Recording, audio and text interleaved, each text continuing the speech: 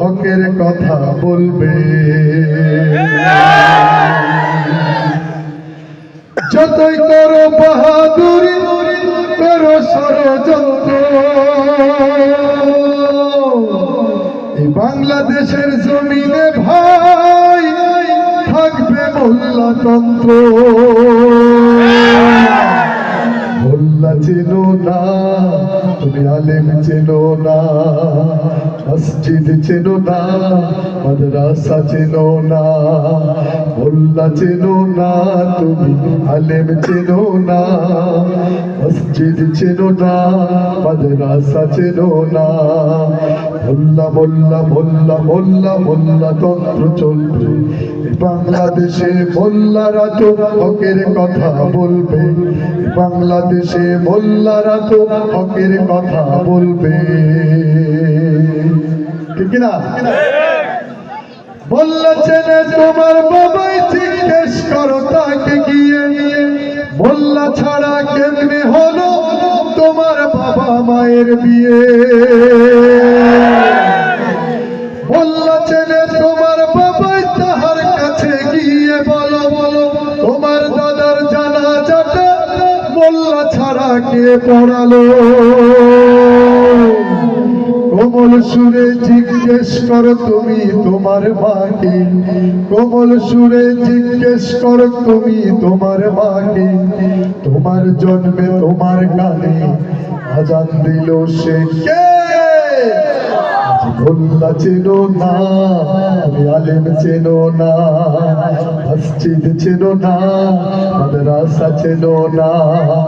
মোল্লা চেনো না তুমি, আলেম চেনো না, মসজিদ চেনো না, মাদ্রাসা চেনো না। মোল্লা মোল্লা মোল্লা মোল্লা মোল্লা তন্ত্র চলবে বাংলাদেশে। মোল্লারা তো হকের কথা বলবে, বাংলাদেশে মোল্লারা তো হকের কথা বলবে। এবার শুনো, যদি মোল্লার ঐক্যবদ্ধ হতো, এই ছোট ছোট বিষয় নিয়ে মারামারি না করতো, বা এই যে ফতোয়া তৈরি করে না, এক মোল্লা আর এক মোল্লার বিরুদ্ধে লেগে যায় মঞ্চে, ঠিক কিনা? আমরা কখনো আলহামদুলিল্লাহ আমাদের সংগঠন জামাত ইসলামীতে কখনো কোনোদিন কোনো নেতাকে কারো বিরুদ্ধে কোনো কথা বলেছে আমার জীবন দশা আমি শুনি নাই। আপনার মধ্যে মল্লিকের ভাষণ শুনেছেন না? ইউটিউবে গেলে পাবেন কত সব তাদের কথা, কত নরম, কত বিনয়ী কথাবার্তা। আরেকজনকে আঘাত দিলেও মানে বোঝাতেন না কাকে তিনি আঘাত দিয়েছেন। তিনি ইসলামের দৃষ্টিতে এত সুন্দর করে বক্তব্য রাখতেন, আমি তার বক্তব্য শুনে সারা জীবন মুগ্ধ হয়েছিলাম এবং তার বুকে বুক মেলানোর জন্য নিজেকে ধন্য মনে করি। এবং তার যখন ফাঁসি হয়েছে আমি সব সময় তার জন্য আমার হৃদয়ের মধ্যে অন্তর সব সময় এখনো কান্না চলে আসে, অনবরত কান্না আমরা করতেই থাকি, কিন্তু তিনি তো আর আসবেন না। কিন্তু তার উত্তরসূরি হওয়া প্রয়োজন কিনা? এই দেশকে বাঁচতে হলে, এই দেশকে সুন্দরভাবে নির্মাণ করতে হলে আমি অবশ্যই আমাদের ভাইদেরকে বলবো, যদি কোরআন ও হাদিসের কাছে চলে আসেন তাহলে অবশ্যই বুঝবেন জামাত ইসলামী বাংলাদেশ আপনাদেরকে কি উপহার দিচ্ছে। আপনি কান্না করে দিবেন। আমি সৌদি আরবে যাওয়ার পরে এক মুরব্বী আমাকে বলছে, কান্না করে বুকে ধরে বলছে যে আমার পাশেই নিজের বাসা ছিল, আমি আমার নিজের বাড়ির মালিক, ওই আশেপাশে আমি থাকতাম, নিজের যাইতো কাদের মোল্লা একই পাশাপাশি থাকতো। তারা যখন যাইতো ঘৃণা করতাম তাদেরকে, কি করতাম? ঘৃণা করতাম। তার সারা জীবন তাদেরকে ঘৃণার বীজ এই মগজে ঢুকিয়ে দিয়েছিল এই পত্রিকা, ঠিক কিনা? এই পত্র পত্রিকা যারা বিশ্বাস করে তারা বোকা। এই পত্র পত্রিকা কাউকে রাজাকার বলে, কাউকে রক্ষাটা বলে কিনা?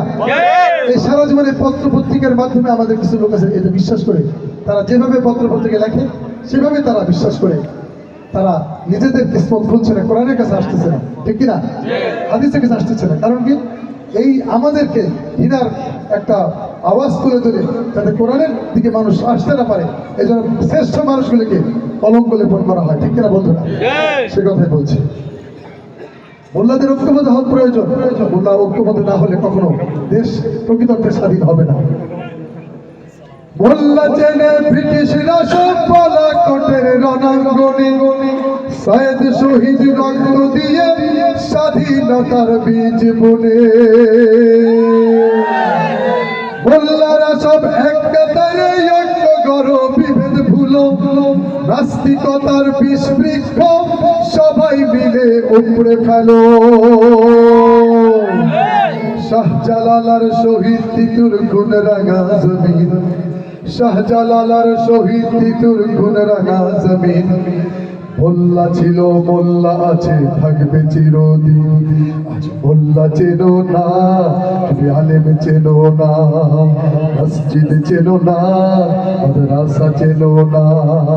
মোল্লা মোল্লা মোল্লা মোল্লা মোল্লা তন্ত্র চলবে বাংলাদেশে। মোল্লারা তো হকের কথা বলবে বাংলাদেশে, মোল্লারা তো হকের কথা বলবে বাংলাদেশে। মোল্লারা তো হকের কথা বলবে।